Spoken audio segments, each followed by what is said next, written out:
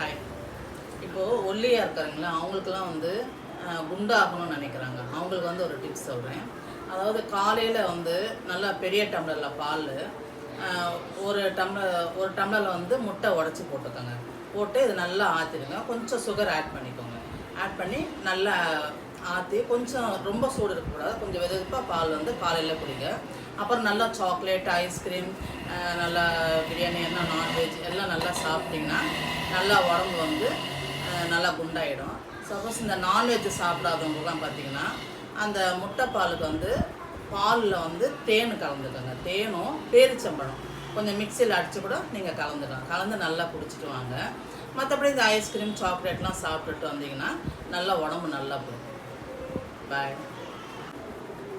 எப்போவுமே வந்து உடம்பே ஏறலை, என்ன சாப்பிட்டாலும் உடம்பே பிடிக்க மாட்டேங்குன்னு சொல்கிறாங்களா, அவங்களுக்கெல்லாம் வந்து பார்த்திங்கன்னா ஃபஸ்ட்டு வந்து இந்த வேப்பலையை வந்து நல்லா அரைச்சிட்டு அது கூட கொஞ்சம் மஞ்சத்தூள், சும்மா ஒரு அரை டம்ளர் கொஞ்சம் தண்ணி கலந்து காலையில் வெறும் வயிற்றில் குடிச்சிடுங்க.